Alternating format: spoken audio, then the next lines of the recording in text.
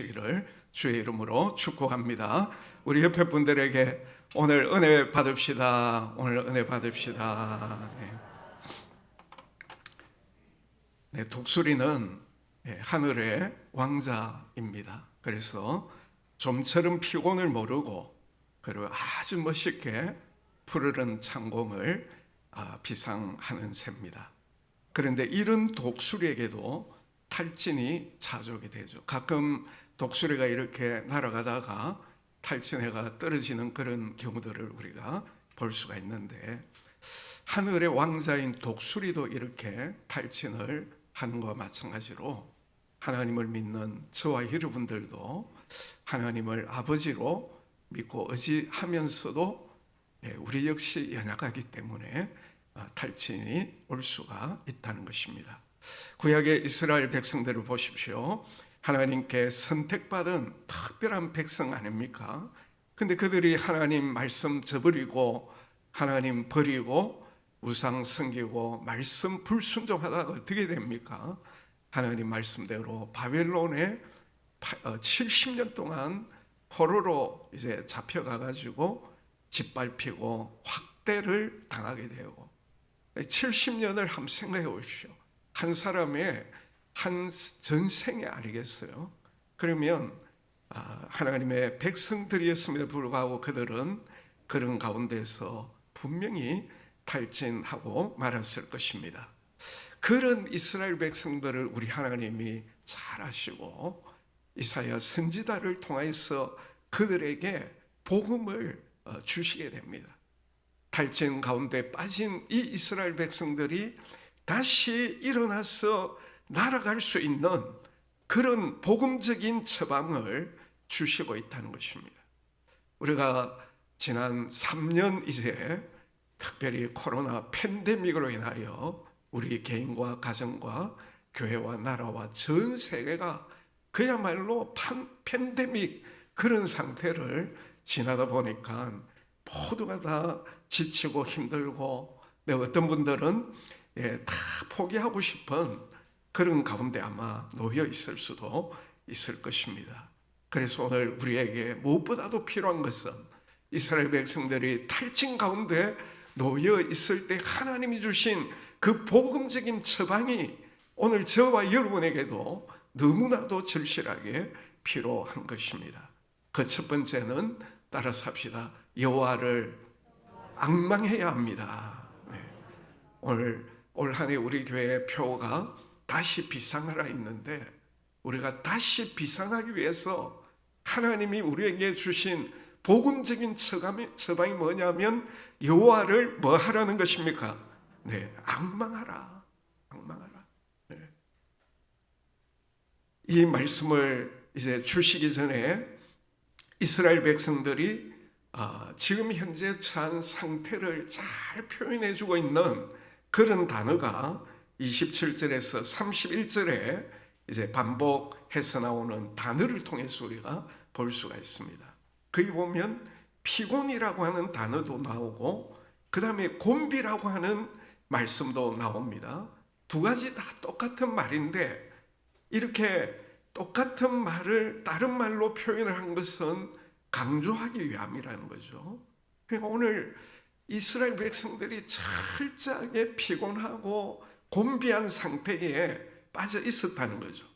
그런데 그런 이스라엘 백성들의 상태를 하나님께서 너무나도 잘 아시고 그들에게 복음적인 처방을 주시기 전에 제일 중요한 핵심이 29절을 보면 하나님께서 피곤한 자에게 능력을 주신다. 그리고 30절을 보면 소년이라도 피곤하며, 여기 소년은 더 정확하게 표현하면 청년으로 이렇게 되어 있습니다. 여러분, 청년, 인생의 가장 강건한 그런 청년이라도 피곤하고 곤비하지만은 오직 여호와를 앙망할 때에 곤비하지 아니하고 피곤하지 아니한다고 하는, 여기 이제 핵심이 바로 누가 오늘 우리의 피난과 곤비에 참 모든 문제를 해결할 수 있는 분이신가? 그거는 바로 하나님이시다는 거죠. 하나님이시다. 여기 이제 피곤과 곤비를 오늘날로 이야기하면 만성피로 증후군과 같은 상태를 의미하는 것입니다. 한순간의 삶의 에너지가 완전히 방전이 되어져 있는 그런 상태를 말하죠. 3년 계속되고 있는 코로나 팬데믹이야말로 오늘 우리를 이렇게 만성피로 증후군에 얼마든지 이렇게 떨어뜨리는 그런 요소 가운데 참 큰 요소 아닙니까? 그러니까 이런 이제 피곤과 곤비로 인하여 아무리 쉬어도 피곤이 풀리지 않는 이런 상태, 만성 피로 증후군에 빠지게 되면 6개월 내지 1년 이상 그런 상태가 지속된다고 하는 거죠. 이런 현상이 남성보다도 여성들에게 더 많고 또 나이 든 사람보다 젊은 사람들에게 더 많이 나타나는 것입니다. 어제도 우리 조문하러 이렇게 가서 우리 집사님 이야기를 하면서 요즘 참 젊은 분들 너무나도 살기 어려운 그런 시대다, 이런 이제 이야기를 하는데, 젊은 사람이 어떻게 나이 많은 사람보다 이런 만성피로 증후군에 많이 이제 놓이게 될까, 이런 의문을 우리가 가지게 되죠. 아무튼 젊은이들에게도 이렇게 피곤하고 곤비한 것들이 있다고 하면 어찌 보면 모든 사람들이 다 곤비하고 피곤함을 느끼는 그런 시대죠. 이사야 선지자가 증언하는 그대로입니다. 30절에 소년이라도 피곤하고 곤비하며 장정이라도 넘어지며 쓰러지되, 오늘 저와 여러분 참 그런 상황 속에 우리가 살아가고 있습니다.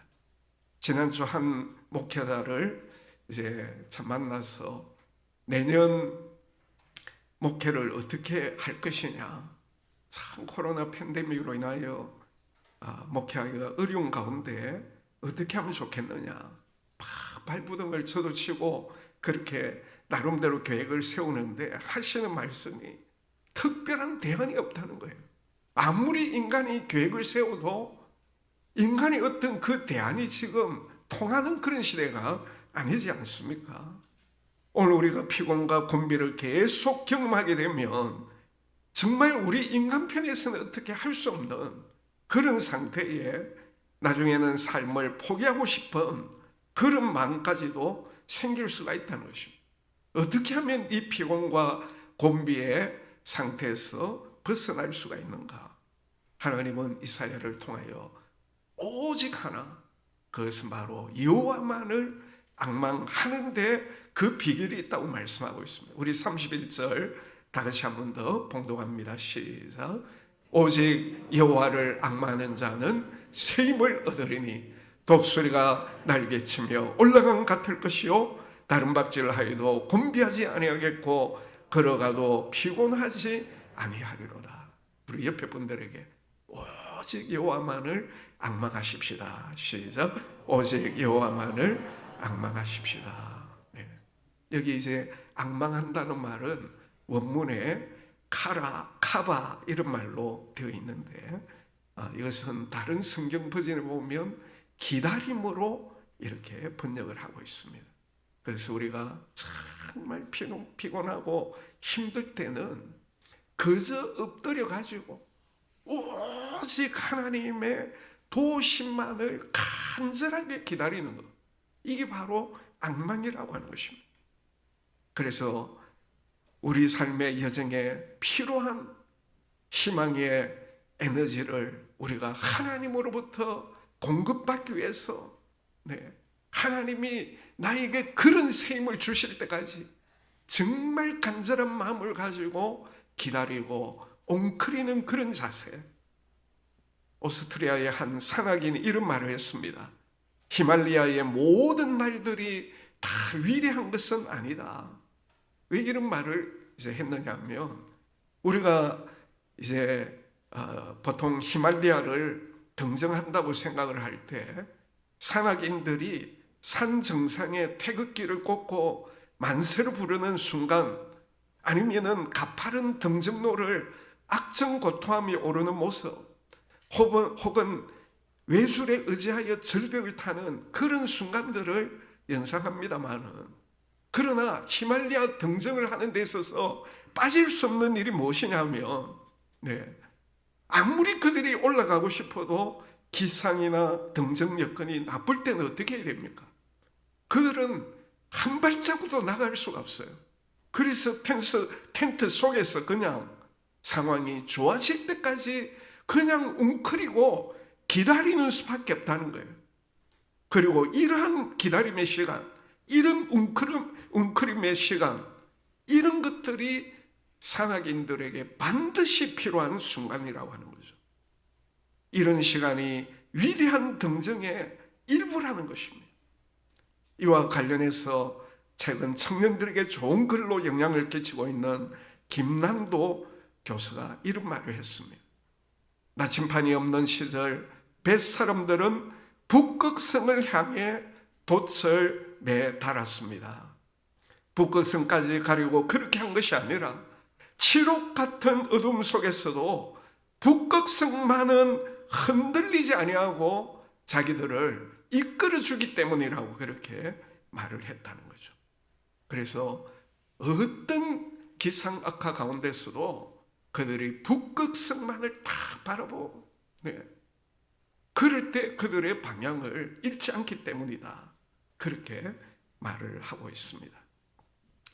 여러분, 오늘 저와 여러분에게 코로나 팬데믹 사막 가운데서 피로하고 지친 저와 여러분에게 북극성 역할을 할 수 있는 분이 이 세상에 하나님 외에 누가 있습니까?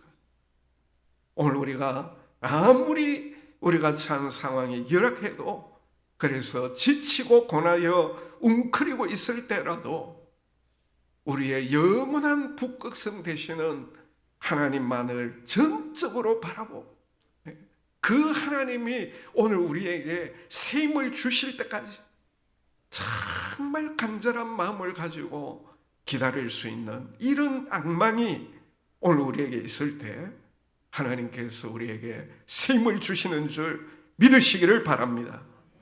피곤과 곤비로 인해 웅크리고 있을 때 오늘 우리에게 가장 필요한 처방은 하나님의 도우심만을 바라보고 간절하게 하나님을 기다리고 웅크리는 그런 것이라는 것입니다. 두 번째로 다시 비상하려고 하면 모든 두려움을 따라서 합시다. 믿음으로 극복해야 합니다. 왜냐하면 오늘 우리가 하나님을 기다리면서도 때때로 어떤 때는 너무 시간이 지나가다 보면 아예 모든 것을 포기하고 싶은 그런 때가 있습니다. 왜냐하면 두려움 때문이에요.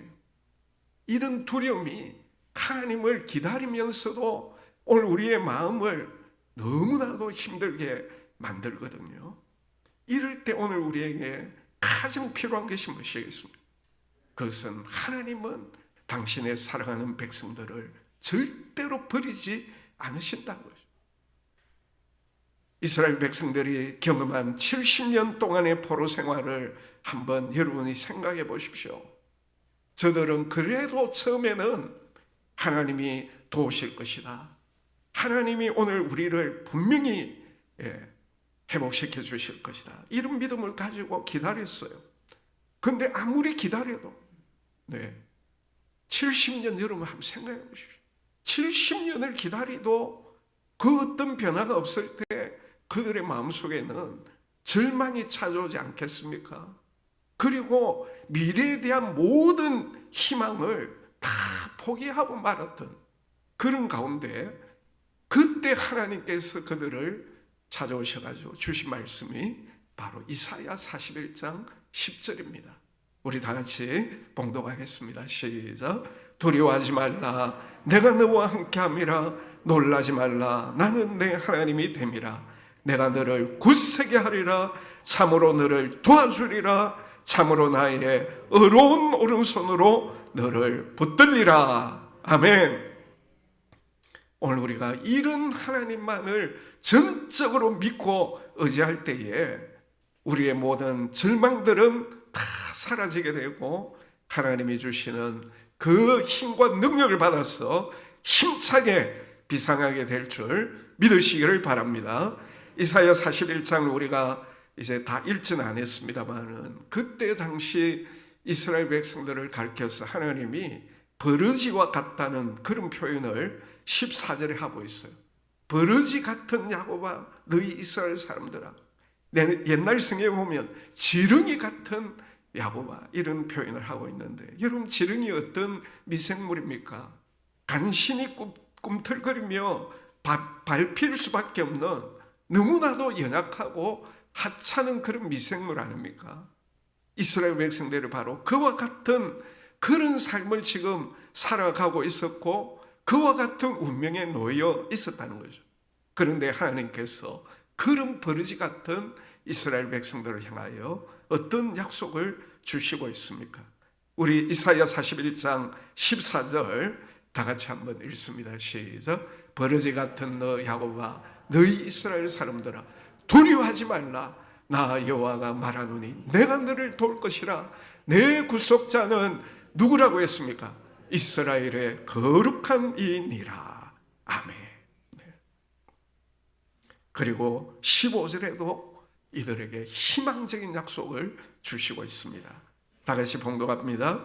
보라, 내가 너를 이가 날카로운 새 타작기로 삼으리니 네가 산들을 쳐서 부스러기를 만들 것이며 작은 산들을 겨같이 만들 것이라. 예. 다른 성경에 보면 내가 너를 벌레에서 서래가 되게 하겠고, 서래가 뭡니까? 논바닥을 고르고 흙덩이를 부수는 농기구 아닙니까? 그리고 곤충에서 철이 되게 할 것이라. 그래서 굳은 언덕들을 옥토밭으로 바꾸어 놓을 것이다. 이렇게 하나님께서 그 이스라엘 백성들을 도와주실 때 지렁이 같은 그런 이스라엘 백성들이 나중에 이제 옥토를 일구는 그런 타작기계와 같은 그런 귀하게 쓰임받는 존재가 되게 해주신다. 이사야 41장 8절에 보면 하나님께서 이 이스라엘 백성들을 뭐라고 하느냐 하면 내가 택한 야곱과 나의 벗 아브라함의 자손아. 그러면서 9절에 보면 우리 다 같이 9절을 읽습니다. 시작. 내가 땅 끝에서부터 너를 붙들며 땅 모퉁이에서부터 너를 부르고 내게 이르기를 너는 나의 종이라. 내가 너를 택하고 싫어하여 버리지 아니하였다 하였노라. 그리고 이어지는 말씀이 10절이에요. 두려워하지 말라. 내가 너와 함께함이라. 놀라지 말라. 나는 내 하나님이 됨이리라. 내가 너를 굳세게 하리라. 참으로 너를 도와주리라. 참으로 나의 의로운 오른손으로 너를 붙들리라. 2022년 새해 첫 주일을 맞이해서 하나님께서 여러분과 함께 해주시고 여러분을 도와주시고 여러분을 의로운 오른손으로 붙들어 주실 때 오늘 우리가 두려워할 이유가 뭐가 있겠습니까? 하나님만을 전적으로 믿고 의지하게 될 때 오늘 우리에게 코로나 팬데믹 그 이상 상태에 놓인다 할지라도 우리는 두려워하고 걱정할 필요가 없는 것입니다. 지나가는 우리 대통령 가운데 이 이사야 41장 10절 말씀을 좋아한 대통령이 있어요. 고 김영삼 대통령입니다. 1983년 민주화를 위해 23일 동안 목숨을 걸고 단식 투쟁 안 했습니까? 그때 이사야 41장 10절 말씀을 붙들고 하나님 앞에 기도했다는 것입니다. 그 제도에 가면 기념관이 있지 않습니까? 근데 거기에 그의 대학 성적표가 붙어 있다고 해요. 근데 왜 붙여놨겠습니까? 공부를 굉장히 잘했기 때문에? 아닙니다. 거기 보면 A는 2개밖에 없고 온통 BCT로 채워져 있대요. 그래서 그 기념관을 방문한 자녀들에게 큰 희망을 준다는 것입니다. 대통령이 대학 성적이 A는 몇 개 없고 대부분 다 이제 BCD. 그래서 나도 얼마든지 열심히 하면 훌륭한 사람이 되겠다. 그런 희망을 이제 준다는 거죠. 그런데 중요한 것은 이 김 전 대통령이 바로 꿈의 사람이었어요. 중학교 그의 책상에 나의 꿈은 이제 미래의 대통령 이런 이제 글기를 세우는 그런 꿈을 가지고 그 다음에 이사야 41장 10절 말씀 그대로 하나님께서 나를 도와주실 것이니까 얼마든지 나는 대통령이 될 수 있을 것이다. 물론 이제 그가 여러 가지 과도 있겠습니다만 아무튼 우리가 잘 아는 대로 정치인으로 살았음에도 불구하고 주일만 되면 밖으로 못 나오니까 청와대에서 주일 예배를 빠짐없이 들었다는 거예요. 그때 타 종교인들이 얼마나 비판했습니까? 다 이제 감수를 하고 내가 하나님 믿는 사람인데 아무리 타 종교인이 비판해도 주일날 내가 하나님 앞에 예배드리는 이 일은 절대로 빠질 수 없다. 그래서 철두철미하게 평생토록 주일 예배 드리는 이거는 막 철저히 지켰다는 거예요. 이 바른 믿음 아닙니까? 하나님 도와주셔야 되는데 그 하나님 앞에 예배 드리는 것을 다른 핑계대고 어떻게 안 드릴 수가 있습니다. 어제 우리 김종필 장로님하고 목사님 올해 연말에는 52주 주일 예배 출석하는 분들 시상합시다. 참 맞는 것 같아요. 그런데 안타까운 거예요. 어째 보면 당연히 52주 주일 예배 드려야 되는데 우리가 시상까지 해야 되겠는가?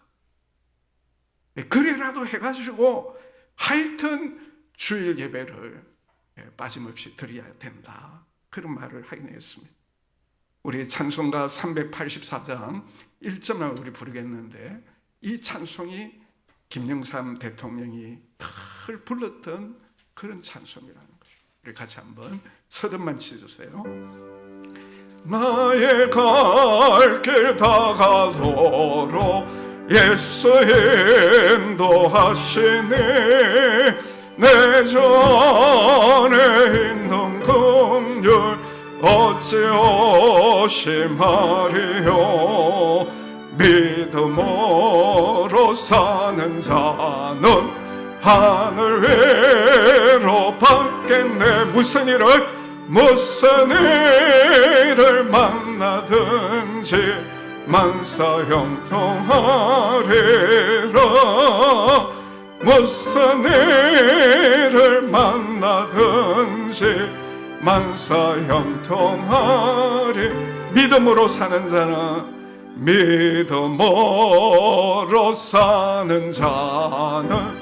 하늘 위로 받겠네. 무슨 일을 만나든지 만사 형통하리라. 무슨 일을 만나든지 만사 형통하리라. 그제의 한 소년, 평범한 한 소년이 그래도 우리나라의 한 대통령이 되어서 참 이 시대, 그 시대에 귀한 밭자치를 남길 수 있었던 비결이 뭐냐면 하나님이 나를 도와주신다는 믿음이 그에게 있었다는 것입니다. 2022년 이 한 해를 우리가 시작하면서 팬데믹 가운데서도 우리가 하나님이 나를 도와주신다고 하는 이런 믿음 가지고 힘차게 날아오르는 우리 모든 성도들이 다 되시기를 주의 이름으로 축복합니다.